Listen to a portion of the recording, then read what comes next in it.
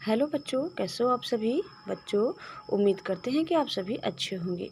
बच्चों, आज हम सुनेंगे लालची दूध वाला की कहानी। मलकपुर नामक राज्य में राजा करण सिंह राज्य करते थे। वे एक बहुत ही कुशल और प्रजा प्रिय शासक थे। प्रजा के दुख तकलीफों को दूर करना और उनकी सेवा करना ही राजा का एकमात्र लक्ष्य था। उनके राज्य में कभी भी कोई लड़ाई झगड़ा या चोरी जैसी घटना नहीं होती थी। अगर कभी होती भी थी तो राजा करण सिंह स्वयं ही उसका समाधान करते थे। उसी राज्य में शांति नगर नाम का एक छोटा सा गांव था। उस गांव के लोगों का मुख्य काम खेती बाड़ी करना और पशुपालन था। गांव में दूध मक्खन और घी की कई डेयरियां थी। मोहन नाम का एक व्यक्ति भी उसी गांव में रहता था और दूध की डेयरी चलाता था। उसकी डेयरी में दूध मक्खन घी इत्यादि रहता था। गांव में मोहन की डेयरी सबसे मशहूर थी क्योंकि उसमें कभी भी कोई मिलावट या सिकावट जैसी समस्या नहीं आती थी। सभी लोग मोहन की डेयरी से ही दूध मक्खन और घी लेना पसंद करते थे। ग्राहक: अरे मोहन भाई, जरा 2 किलो दूध और 1 किलो मक्खन देना। दूसरा ग्राहक बोलता है: मोहन भाई, मुझे भी 1 किलो दूध और आधा किलो घी देना। जल्दी करना, मुझे घर भी जल्दी जाना है। मोहन बोलता है: अच्छा भाई, 2 मिनट रुको, मैं जल्दी जल्दी दे देता हूँ। इसी तरह सुबह से लेकर शाम तक मोहन की डेयरी पर ग्राहकों की भीड़ लगी रहती थी। उसी गांव में रमन नाम का एक व्यक्ति रहता था। उसने यह अनुभव किया कि शहर में बिकने वाला ब्रेड, केक और पास्ता अब गांव के लोग भी खाना पसंद करते हैं। रमन ने इसका लाभ उठाते हुए उसी गांव में एक बेकरी खोल दी। रमन भी अपने काम के प्रति ईमानदार और सरल स्वभाव का था। धीरे धीरे ग्राहक रमन की बेकरी पर भी आने लगे और सामान खरीदने लगे। गांव में रमन की बेकरी को लेकर चर्चा होने लगी। दो दोस्त आपस में बात करते हुए बोले: अरे भाई, तुम्हें पता है गांव में एक नई बेकरी खुली है। सुना है वहां पर ब्रेड, केक और पास्ता जैसा खाने का सामान मिलता है। पहला दोस्त बोलता है: हाँ, सही कहा। मैं सोच रहा हूँ आज शाम कुछ ब्रेड की पैकेट ले जाऊँ। इस तरह दिन व दिन रमन की दुकान पर ग्राहक बढ़ने लगे और उसकी बेकरी भी काफ़ी अच्छी चलने लगी। एक दिन शाम को मोहन रमन की बेकरी के सामने से गुजर रहा था। उसने सोचा, चलो मैं भी कुछ पैकेट ब्रेड ले लेता हूँ। मोहन रमन की बेकरी के पास गया और उससे बोला: भाई, जरा 10 पैकेट ब्रेड निकाल के दो। रमन 10 पैकेट ब्रेड निकाल कर मोहन को दे देता है और मोहन उसे घर ले कर आता है। वहाँ अपनी पत्नी से कहता है: देखो, आज मैं 10 पैकेट ब्रेड लेकर आया हूँ। हमारी दुकान पर ग्राहकों की काफ़ी भीड़ रहती है। मैं इन पैकेटों को अपनी डेयरी पर रखूँगा। अगर ग्राहक इसे खरीदते हैं तो कल से मैं और भी ज़्यादा ब्रेड की पैकेट खरीद लूँगा। अगली सुबह मोहन इस पैकेट को लेकर अपनी डेयरी पर जाता है और उन्हें सामने रख देता है। ग्राहक आना शुरू होते हैं। वह दूध, मक्खन और घी के साथ कुछ पैकेट ब्रेड के भी ले जाते हैं और देखते ही देखते 10 ब्रेड की पैकेट साफ हो जाती है। यह देखकर मोहन कहता है: अरे वाह, ब्रेड की पैकेट तो बहुत जल्दी बिक गई। कल से मैं और ज़्यादा पैकेट लेकर आऊँगा। जब वह डेयरी बंद करके घर लौट रहा था तो उसने रमन से कहा: अरे भाई, 20 पैकेट ब्रेड के निकाल दो। यह सुनकर रमन ने पूछा: अरे भाई, तुम रोजाना इतने ब्रेड की पैकेट का क्या करते हो? आखिर तुम क्या काम करते हो? मोहन: अरे भाई, इसी गांव में मैं डेयरी का काम करता हूँ। मेरी डेयरी पर लोग दूध, घी और मक्खन खरीदने के लिए आते हैं। गांव में मशहूर डेयरी है मेरी। रमन: अच्छा, बहुत अच्छा है, सुनकर बहुत अच्छा लगा।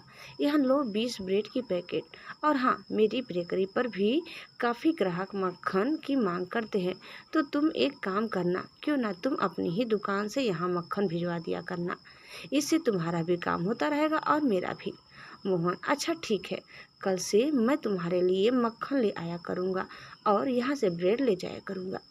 अब कुछ दिन ही ऐसा चलता रहा। मोहन हर रोज 1 किलो मक्खन रमन को देता और वहाँ से कुछ ब्रेड की पैकेट अपने लिए खरीद लेता।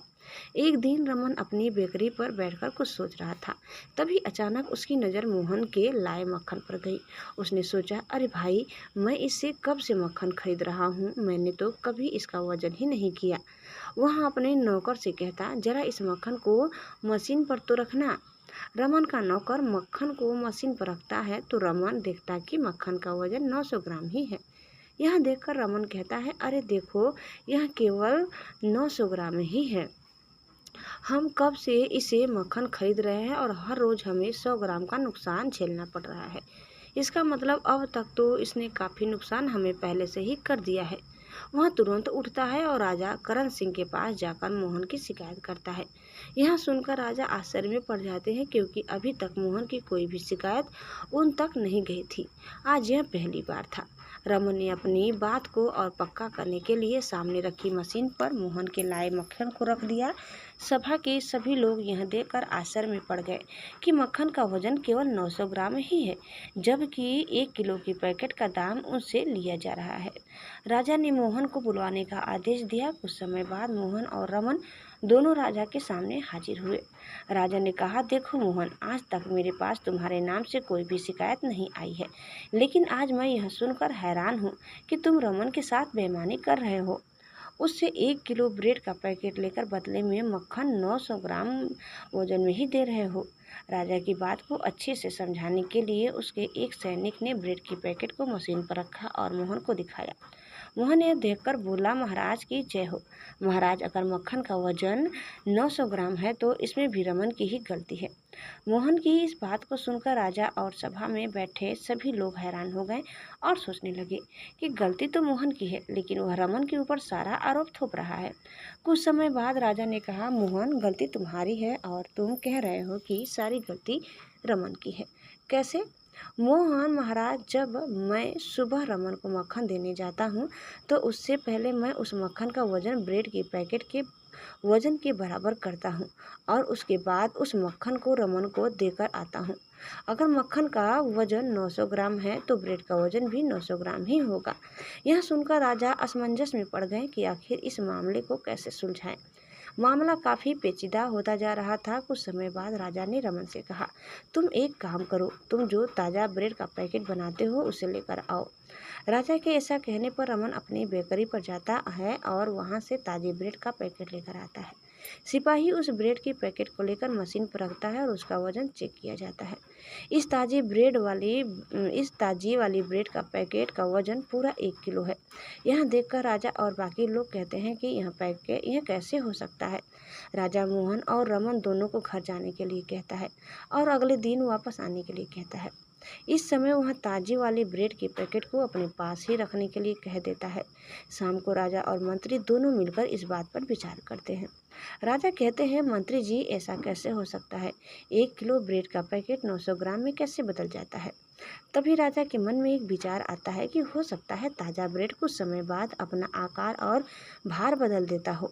इस बात को परखने के लिए उन्होंने मंत्री जी से कहा, मंत्री जी, इस ब्रेड के पैकेट को रात भर रखा रहने दो, सुबह होते ही हम इसका वजन देखेंगे।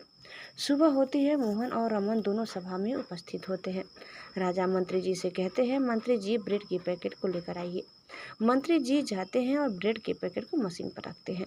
अब सच्चाई सभी के सामने थी। 1 किलो ब्रेड वाली पैकेट अब 900 ग्राम में बदल चुकी थी। अब राजा कहते हैं, देखो, इसमें रमन की कोई गलती नहीं और देखा जाए तो मोहन की भी गलती नहीं है।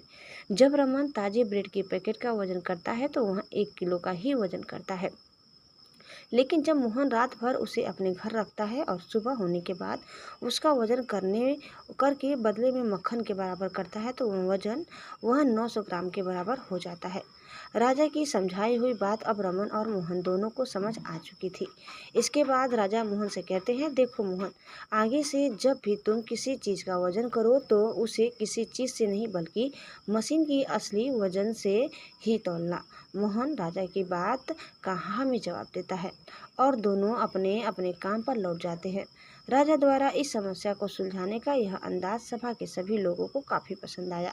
वह राजा की खूब तारीफ करने लगे। सच में कितने पेचीदे मामले को राजा ने बड़ी ही समझदारी से सुलझा दिया। अब मोहन भी जब भी किसी चीज़ को तौलता तो वह उसका सही से वजन करता था, न कि किसी चीज़ से। अब रमन और मोहन दोनों मिलकर अपना काम आगे बढ़ाने को सोचते हैं और मिलकर काम करते हैं। गांव में उनकी दोस्ती की खूब तारीफ होती है और सभी उन्हीं दोनों के सामान खरीदते हैं। दोस्तों, इस कहानी से हमें क्या सीख मिली, आप इस कमेंट में ज़रूर बताइए। दोस्तों, कहानी समाप्त करते हैं। आपको हमारी कहानी कैसी लगी कमेंट करके ज़रूर बताइए। चैनल में नए हैं तो प्लीज़ लाइक, शेयर और सब्सक्राइब करना न भूलें। धन्यवाद। Bye bye.